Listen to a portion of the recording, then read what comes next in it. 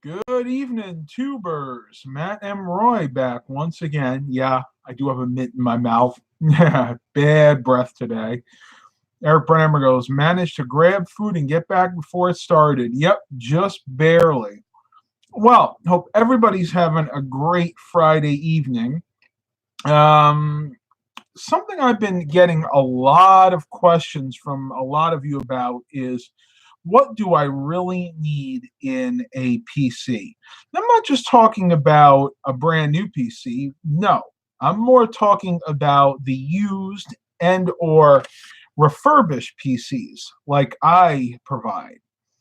Um, a lot of people, and I want to get your guys' thoughts on this as well. A lot of people say that, oh, well, if you're going to be doing anything on the internet, if you're going to be doing anything even remotely taxing, then you need a new PC with the latest Core i7, Core i9, or AMD Ryzen build. Well, I'm here to tell you that's not true. And there are a lot of you out there that have weighed in on this before in previous videos. But I kind of want to dispel the myth that you really need to spend a lot of money to get a good, reliable computer. Now, I'm talking more about desktop computers. Now, we'll discuss laptops a little bit here, but primarily I'm talking about desktop PCs. Pretty much everybody on my channel knows by now that I am a reseller, but I do specialize in refurbished desktop computers.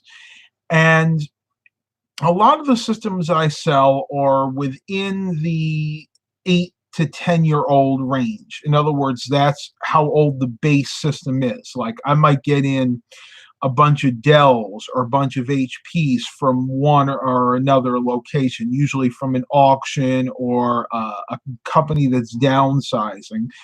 And I'll get those computers in and I'll go ahead and refurbish them. Now, the refurbishing process is as follows. When I get the computer in, the first thing I do is I blow it out. I literally bring it outside. I put it right on top of the garbage cans because seriously, that's where the side door is. Turn on our big, humongous mechanic-sized air compressor, and I blow the crap out of it. I mean, I clean that thing top to bottom. Once I'm done with that, you got to let it sit for usually about an hour or so. You know, make sure that all the moisture is dried out. And then I get to work on judging whether or not the system is going to be a part system or this is going to be a candidate for a refurbishment.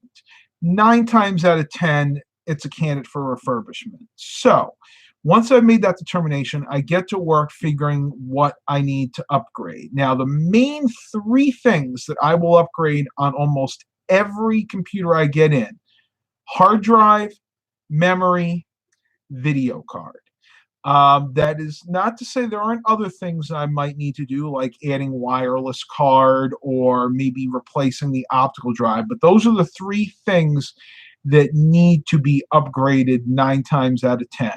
Most of the systems I get in are business class systems. So we're talking about computers that probably have 2 to 4 gigabytes of RAM. Generally, I'll double that, probably up to 8 gigs. Now, hard drives. This is where it can get a little iffy.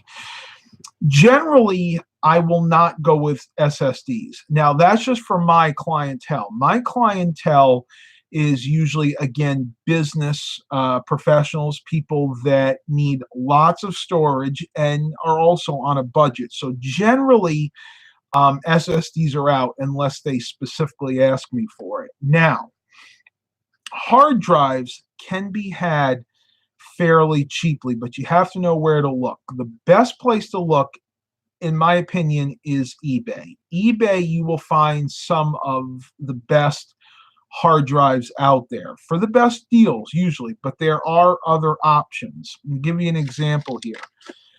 I am always perusing the Facebook virtual marketplace. Most of you that live in the US, Canada, and I think even other countries will have this. Very similar to Craigslist. Some people actually tell you it's actually replacing Craigslist. The other day, I came across an ad for hard drives. This guy advertised that he had these 3 terabyte HGST enterprise grade drives, and he was looking to sell them for, I think it was like 30 a piece, which was actually a really good deal. So I met up with this person and I decided to buy all he had, which wound up being, I think it was 11 drives. And I wound up getting a discount. Now, that's another thing. If you buy in bulk, chances are they will be willing to negotiate. So I wound up getting 11 hard drives for a little under over $200. And I'll show you the drives. I got one right here. HGST. So these are enterprise grade or server grade hard drives. These have been used, but they've been documented. He actually sent me the sheet that documents these hard drives are in good shape, and you could see it right there. So don't be afraid to buy used hard drives. Used hard drives can and do usually have lots of life left in them. Just be really cautious. Make sure that it's not like a sketchy person that says, "Oh yeah, these things have only had 1,000 hours of use or something like that." You really need to do your homework. So be careful when buying hard drives, and I'll give you guys a close up on that. And of course, you can always go by the dates. Like if you look on here, you can see this one's dated June of 2017. So realistically, this drive's only 2 years old, so it can only have so many hours on it. Next, usually after replacing the hard drive, I'll go ahead and reload the operating system or load the operating system because, again, you'll be putting in a new hard drive at that point, and add all of the necessary software, antivirus, anti-spyware software. I'll usually load Microsoft Office on there, usually 365, whatever I can get a good deal on with the product keys. And then I'll pair it with some monitors, a keyboard, mouse, some other good peripherals, and then I'll put it up for sale. Now, getting back to what I was saying before, it all depends on what you're going to be using your computer for. If you are somebody like one of my clients, then buying a new computer is almost asinine because even to get a basic system, desktop with a keyboard, mouse, even an all-in-one, they're still looking to spend $400 or $500 or $600, whereas I can set them up with a fully working computer, maybe a little bit older processor, but fully refurbished for between $200 and $300. So you have to do your homework. You really need to make sure that you're getting the most bang for your buck. And for most of the people out there, that's usually getting a refurbished and even sometimes a used computer. Eric goes, all you need is an AMD 3900X with a Radeon 5700 XT, 2.4K. Yeah, we get it. Yeah, that is way overkill for most people. But yeah, I get the humor there.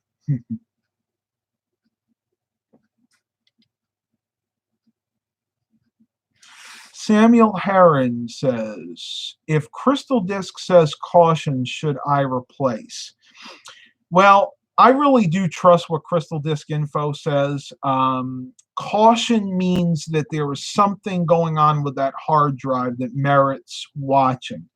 Maybe not necessarily replace it right away, but definitely keep an eye on it. As soon as you see that caution come up, I would highly recommend, at the very least, backing up the essential data that's on that drive to another hard drive, an external, whatever, even cloud backup. And as soon as it says bad, then yeah, you need to replace that drive for sure.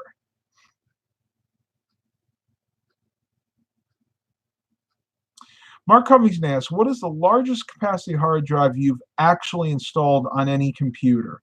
4 terabytes. And that was actually one very similar to this, the HGST, and that's actually in my personal computer. Though most of my clients don't need anything more than 1 or 2 terabytes.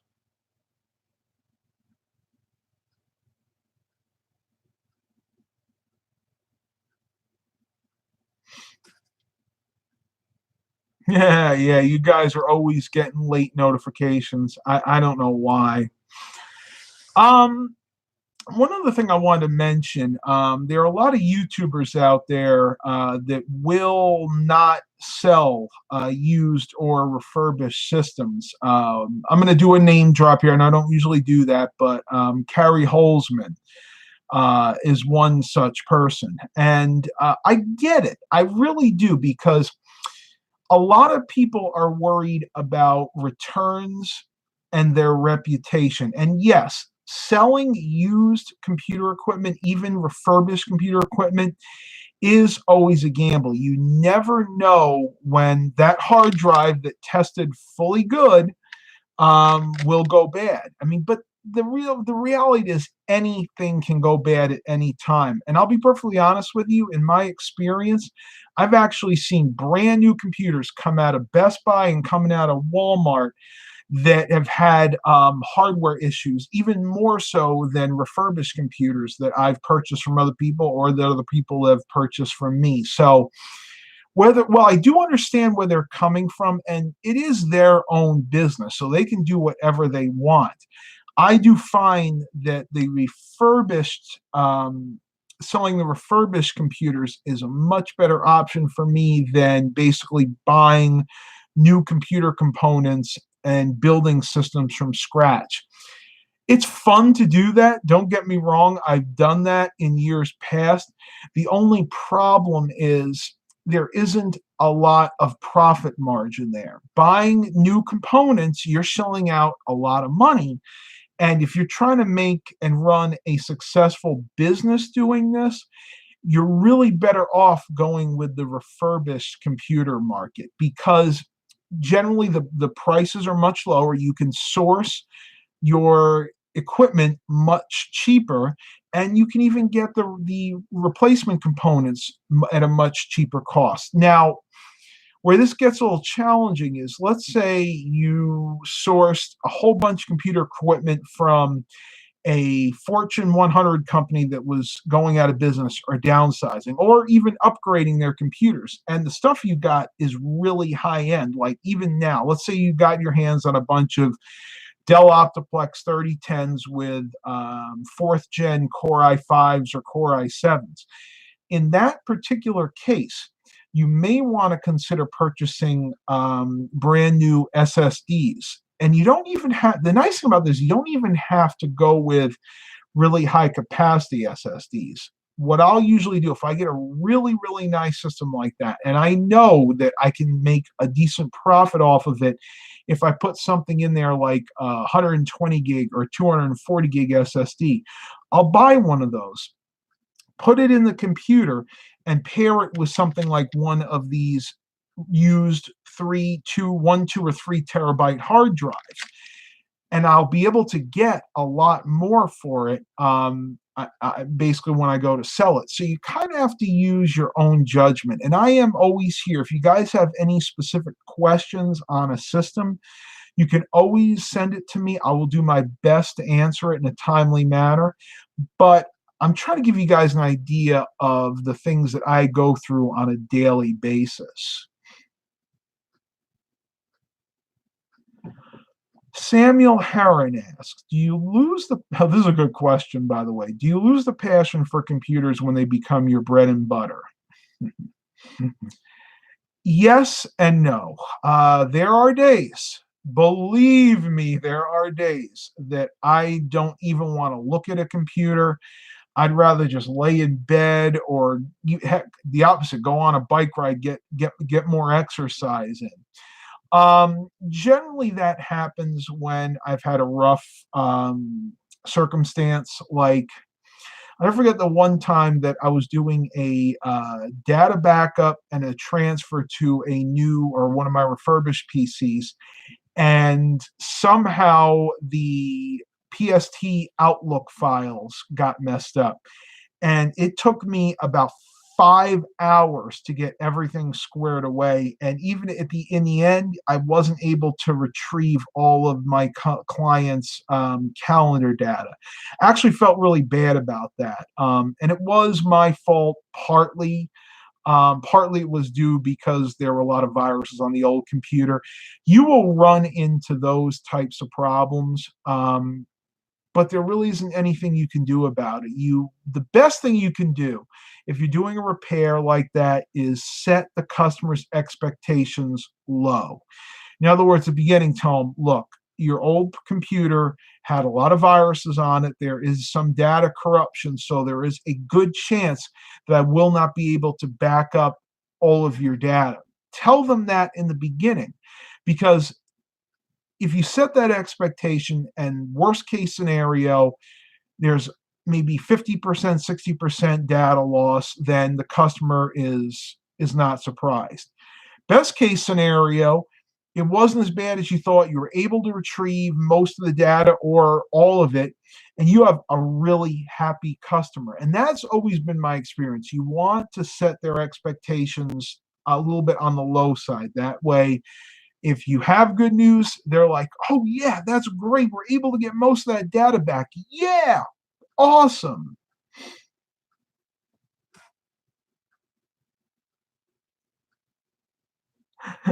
Eric Brunhammer goes, as a computer nerd who also works on cars, there are days I can't stand either.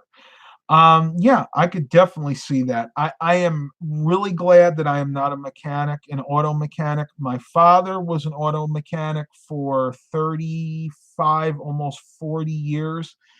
And I saw it take a toll on him. And it's not a fun profession. Some of you out there might enjoy it. But wait until you're in your 50s, 60s, and pushing your 70s. Your bodies are going to be worn out. And I thank the Lord every day that I listened to my father and I did not become an auto mechanic, because there was a time that it looked so glamorous that I had considered it. Samuel Herron says, I've watched your blogs for many years. Well done on whatever you're doing. So skinny now. Well, thank you. I do a lot of these live streams where I explain what I did, but I'll do it really quick just for you since you are here. We call it a lifestyle change, where we change the way we, being my mother and I, think about the way we eat, exercise, everything. I've cut out most red meat. I don't usually eat beef, only on really rare occasions. I pretty much stick to chicken, pork, and a lot of vegetables. And if you want to learn more about that, you can go back into the previous live streams I've done, and you can watch those. And you hopefully it'll help you out. That's what I'm trying to do here. You still drink coffee? Oh, yeah. Yeah, matter of fact, I drink way too much coffee. Honestly, it's wrecked my teeth, and but I can't give it up. Honestly, I really can't. That's my kryptonite. Is somebody on there said one time.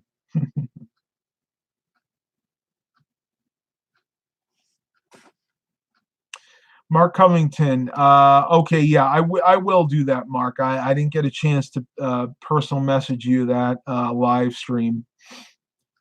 I don't know what's going on here. Hang on. Got a message.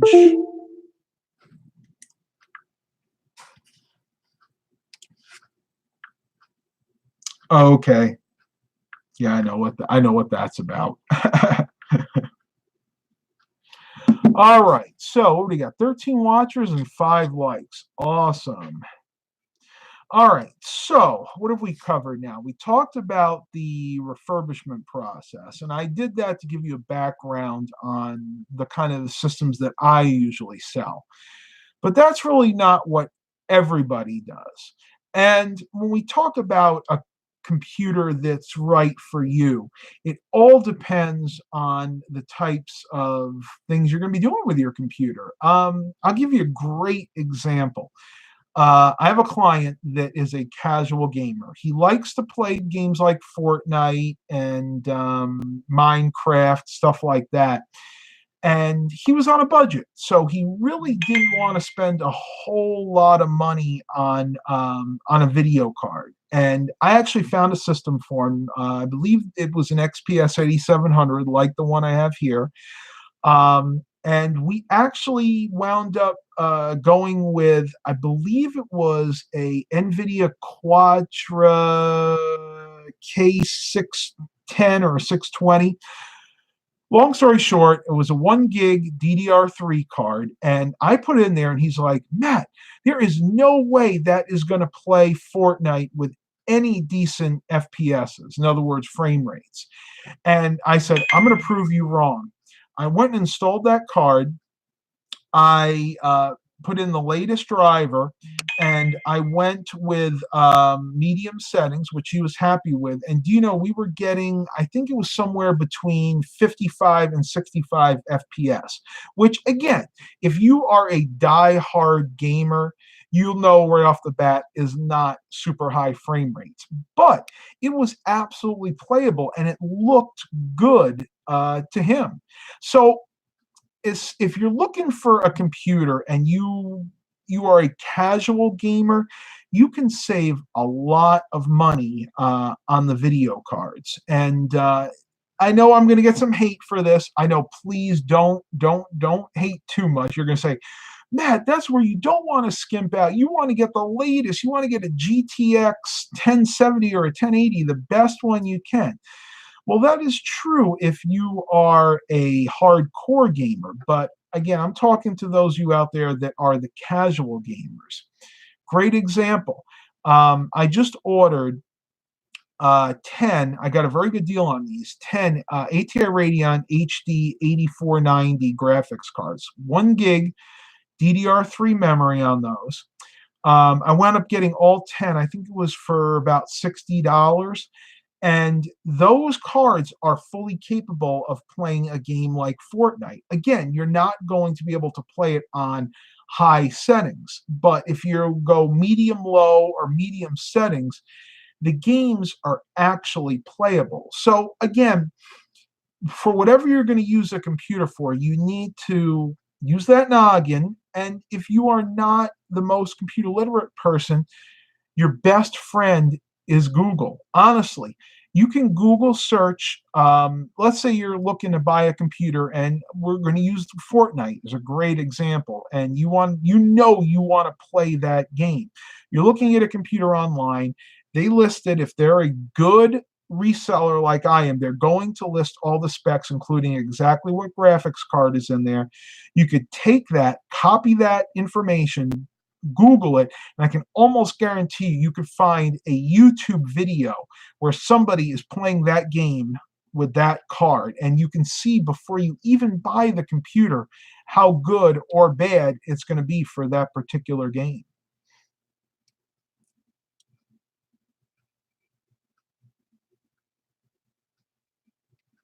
Matt, I've been calling the Grid here in Charlotte to see what they have. I'm not sure what the Grid is, but okay.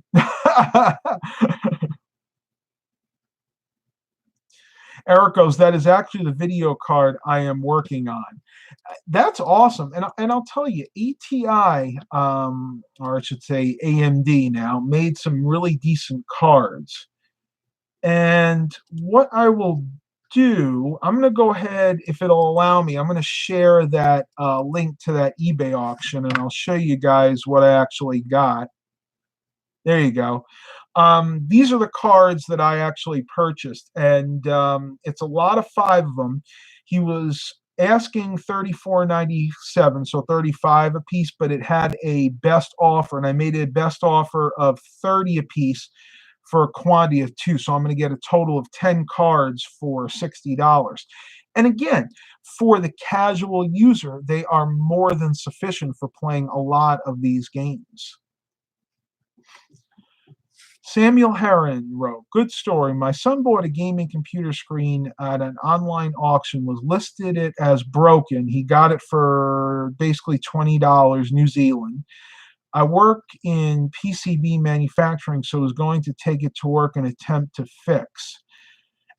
That's great. And, you know, if you are comfortable with buying something, a piece of computer equipment that's broken, i.e. a monitor, a tower, whatever, and you're comfortable with trying to fix it, that's great, but don't pay too much for it. If you're buying something that you know is broken and needs repair, bargain it down, get it as cheap as you can, because at the end of the day, you may not be able to repair it, and best case scenario, you'll be able to use it for parts. So just don't pay too much.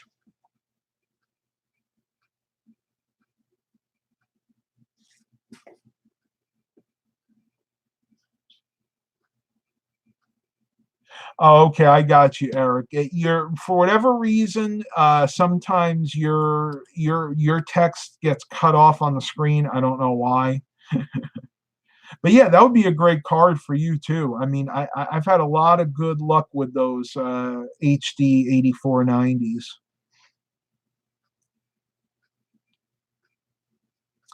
Robert Jones says Goodwill Computer Store. That is a great option, and I do go there quite a bit. We have one of them in the next town over to us on the what we call the peninsula, and I go there for a few things. Generally, I go there for computer memory. The nice thing about the Goodwill computer stores when it comes to computer memory, doesn't matter what it is, DDR, DDR2, DDR3. I'm not going to include DDR4 because generally they don't get that in, but all their memory is priced the same. 1 gig sticks are $299, 2 gig sticks are $299, 4 gig sticks are $499, and 8 gig stick. No, I take that back. I'm sorry. 2 gig sticks are two gig sticks are $499, and 4 gig sticks are $14.99. So the prices are really fair for memory, and they are fully tested before they get put out on display. So I usually go there for memory, keyboards, mice, not monitors. Their monitors are usually way overpriced. Another thing I'll go there for sometimes are their as-is systems. There's an area right in front where they put the computers that they deem being unrepairable. Generally, they're unrepairable because there's something going on with them, like maybe a bad motherboard, bad power supply, or they're just plain too old for them to refurbish and make enough profit. But there is another reason they're put out there sometimes. Sometimes they're put out there because they don't have a product key. For them to be able to refurbish a computer, it has to have a valid product key on it. So that's another reason. So mainly that's what I go there for. The only other things you can get there that are really decent, sometimes they'll put out good video cards, but you have to be careful because they price their video cards all the same, $10. And that means there are days I've been there and I've gotten GTX series NVIDIA cards for $10, and other times I've gotten like ATI Radeon HD 5400 cards for $10. So you got to be really careful. You can get real lucky and get some really nice cards some days, other days, not so much.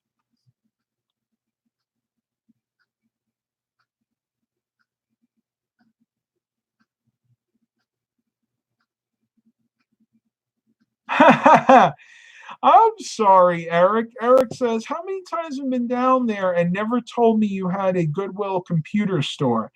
Well, there's a good reason for that, Eric. And the reason being, the first time you came down, uh, uh, it wasn't actually open. What had happened was it started in Virginia Beach, and at the time you came down, I think it was the last time we came down, they were actually moving over to their new location. But you know what? Next time you guys are down here, I am definitely going to take you there because it is a really cool place to go. I'm doing fine, Dabbler's Buffet. I still love that name, by the way.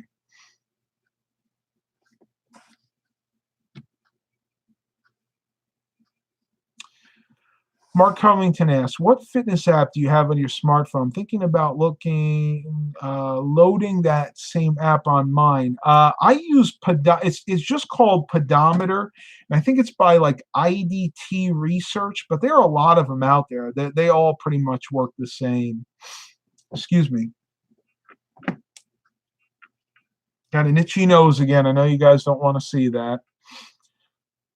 What do we got? 14 watchers and 9 likes. Thank you guys so much. Remember to click that like button if you really like this video. It really helps me get the videos posted higher on YouTube's search engine. Yeah, Mark. That's actually what we're talking about. And I probably should have been a little more clear on that. The Goodwill computer store is actually in the Goodwill thrift store, or the it's basically an entire complex. And basically, as soon as you walk in, to the left is the computer center. If you go straight, that's like the regular Goodwill thrift store where they sell the normal items. And if you go in and you go all the way to the right towards the back of the building, is the bulk area where they actually sell textiles, clothes, toys, and everything. They sell it by the pound. So if you are somebody who's selling on something like Poshmark, that's where you want to go, because you can get a lot of clothing there, shirts, slacks, shoes, really cheap, because again, you're paying by the pound, and you're not paying. You might be getting some really high-end Coach purses. Don't laugh. I know people that have gotten them there. You get them real cheap. Where is the like button? Depends on, it should be right on the live stream. If you minimize the screen, you should see it right underneath. It's next to the subscribe button, and make sure you click that bell icon. That'll enable the notifications.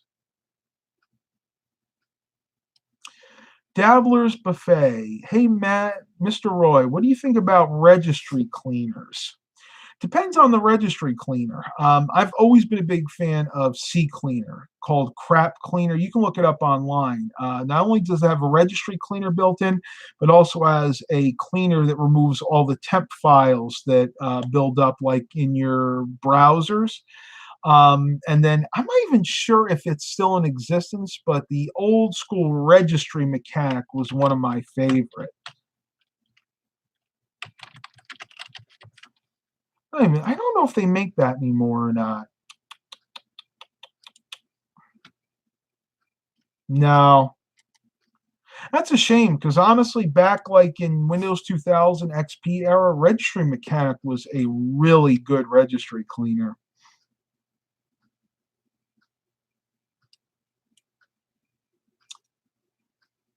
CCleaner is available on the Mac also. That's interesting. I didn't know that. I wonder how that works, because the Macs don't really have a registry. Windows is the only operating system that I know of that actually uses a registry. Mac OS is based on Linux, and Linux doesn't actually have a registry. Oh, I am so sorry, guys. My allergies are acting up like crazy. I'm waiting for the weather to break. Oh, okay.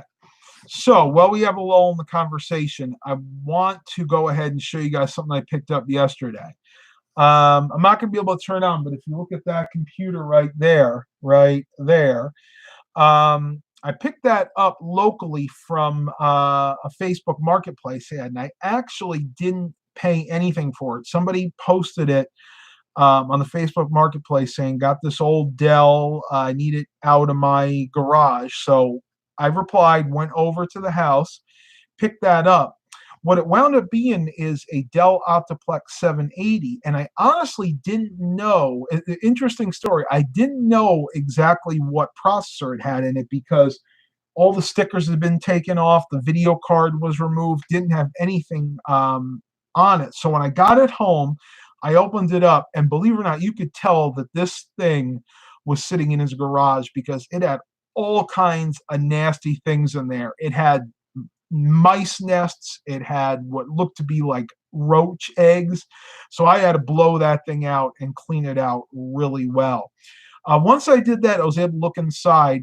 No hard drives, but it did have 4 gigabytes of memory. So I was happy about that.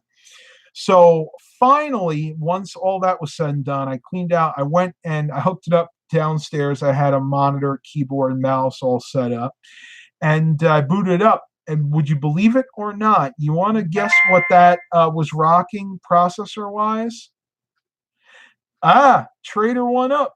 You're right. It is a Core 2 in there. I was thinking Core 2 Duo. Most of the Optiplex 780s I've got in the past were usually rocking like an E7500, maybe an E8400 if I was really lucky. I'm going to give you guys another minute. Any other guesses to what that might have had in it and still does have in it? Give you guys another minute. Do 30 seconds. Do the Jeopardy thing. Do, do, do, do, do, do, do. Do, do, do, do, do, do, do, do, do, do, do. Core 2 Extreme? I'm not that lucky. Believe me, I wish I was. What's in between that? Eric got it. Eric got it. C2Q. That's right. It's got a Core 2 quad in there. More specifically, it's got the 9550, which I was actually really surprised because the few of those that I've seen with Core 2 quads usually had the lower end Q6600s. So suffice to say, that is my new data backup rig. I actually had that all-in-one HP before, but that thing was driving me crazy. It was slow as molasses. It always tended to run hot. So I'm very pleased to get that. And just as a word of advice to you, you can always find those kind of deals on the Facebook Marketplace. A lot of times people are just looking to get rid of old computers that they've had lying around. Always look out for that because you never know what you can find.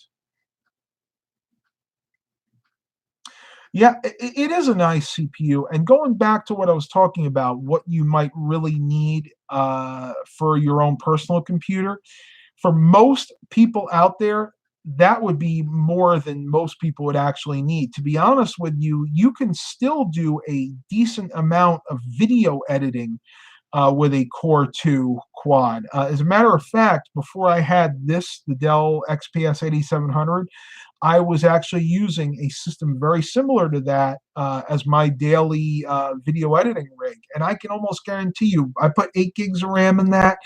I put one of those 3 terabyte hard drives in there. And yes, I will be showing that in probably one of the vlogs within the next week. That is a very capable machine. And as a matter of fact, if this particular XPS A700 ever goes down, that'll probably replace it at least temporarily until I can, afford to get another system.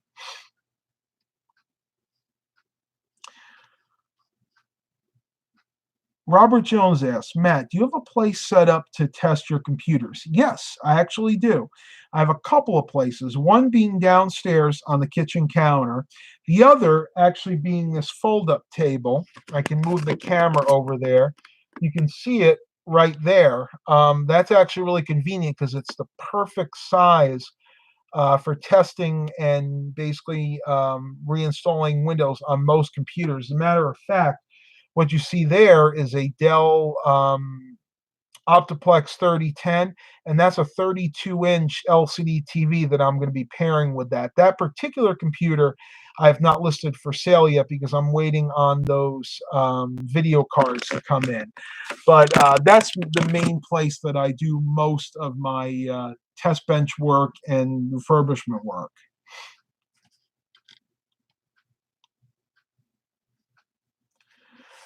Good question. Mark asked on Dell computers. Well, this goes for any computer really. What is the difference between a Core i5 and a Core i7?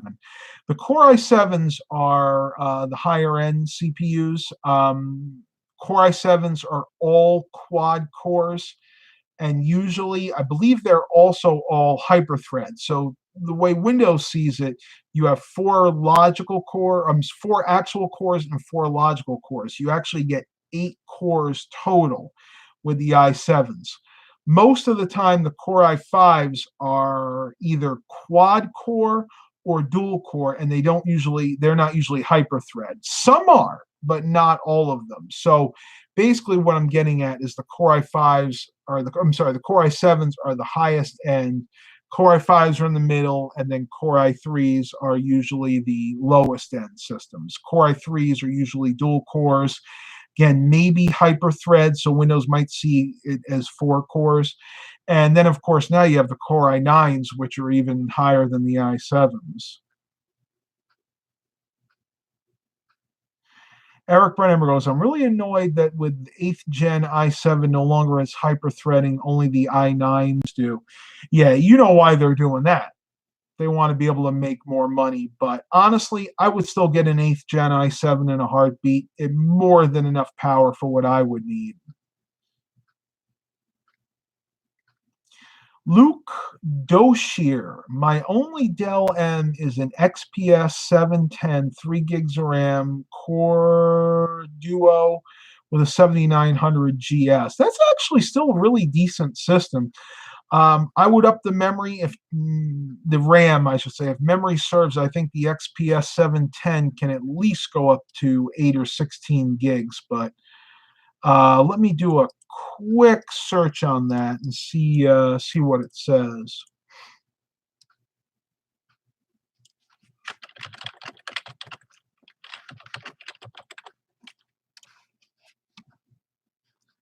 See what Crucial says about that. 8 gigs. So you can actually take that system up to 8 gigs, and that's what I would recommend doing to get a little bit more speed out of that.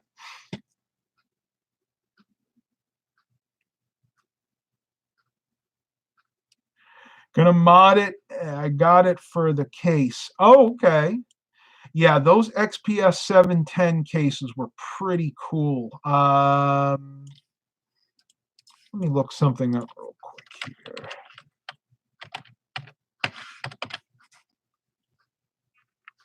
Yeah.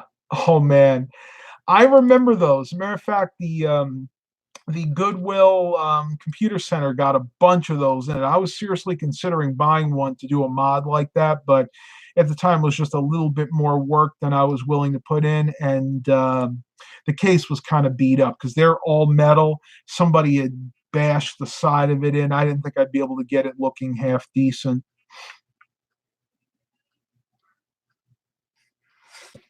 Huh.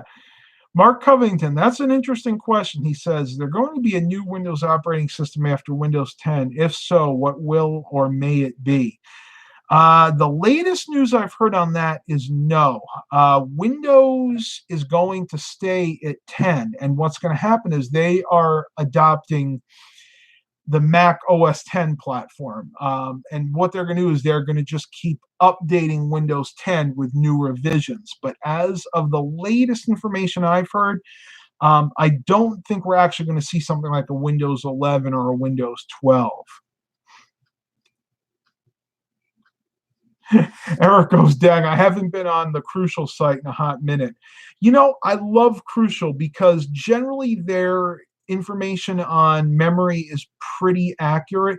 I can type in memory for a specific computer, go on their site, and it'll not only tell me what memory it takes, but what the capacity is. So Crucial is really good for information on RAM.